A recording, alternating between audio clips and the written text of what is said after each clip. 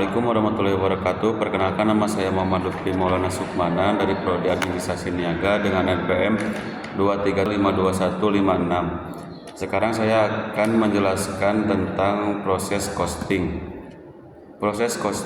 Metode proses costing diterapkan pada industri yang memiliki karakteristik produksi massal dengan cara mengalokasikan biaya produksi ke setiap proses atau tahapan produksi yang berbeda, bukan ke produk individual. Industri yang memproduksi barang dalam jumlah besar dan homogen seperti industri makanan, minuman, farmasi, tekstil, dan bahan kimia cenderung menggunakan metode ini karena proses produksinya berlangsung secara terus-menerus dan menghasilkan produk yang seragam. Proses costing menurut para ahli. Di sini saya akan mengambil satu saja dari Matt dan Ursi 1991. Proses costing adalah metode perhitungan biaya produksi yang cocok untuk perusahaan yang menghasilkan produk massal dan homogen. Pengumpulan biaya pada setiap tahap produksi. Setiap biaya yang dikeluarkan dalam proses produksi, baik itu biaya bahan baku, tenaga kerja, maupun overhead, dikumpulkan dan dicatat untuk setiap tahap atau departemen produksi. Misalnya, jika terdapat 3 tahap produksi dalam suatu proses, maka semua biaya yang terkait dengan tahap pertama akan dikumpulkan dalam akun biaya untuk tahap tersebut. Biaya rata-rata per unit. Proses costing menggunakan konsep biaya rata-rata untuk menghitung biaya per unit produk. Total biaya yang terkumpul di setiap proses dibagi dengan total unit produksi yang melewati proses tersebut. Unit ekuivalen. Dalam proses costing sering kali ada produk yang masih dalam tahap penyelesaian, work in progress. Pada akhir periode, untuk memperhitungkan produk yang belum selesai tersebut, digunakan konsep unit ekivalen. Unit ekivalen adalah perkiraan jumlah unit selesai yang sementara dengan produk dalam proses. Hal ini memungkinkan perusahaan untuk memperhitungkan biaya secara proporsional untuk tingkat penyelesaian produk. Perpindahan biaya antar proses.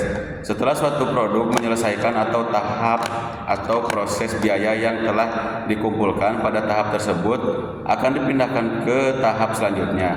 Ini disebut perpindahan biaya antar proses atau cost transfer.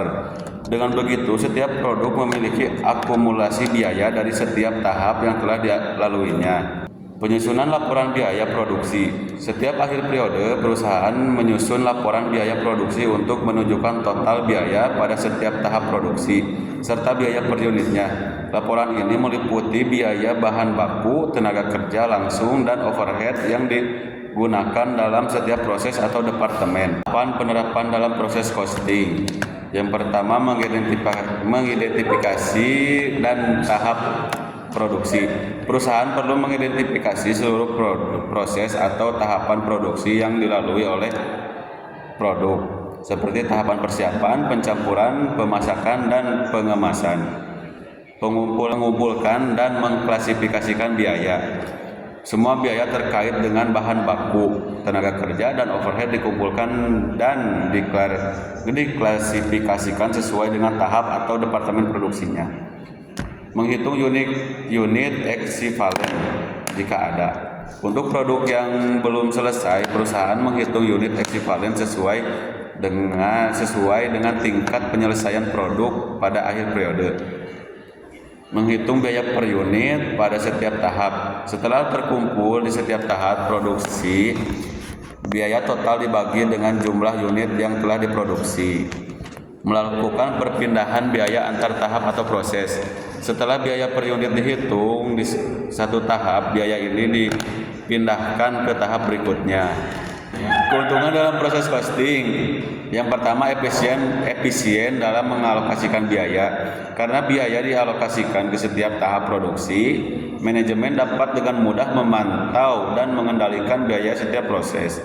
Yang kedua, penetapan harga yang akurat. Perusahaan dapat menentukan harga produk yang kompetitif berdasarkan biaya per unit yang akurat. Yang ketiga yaitu informasi untuk pengambilan keputusan.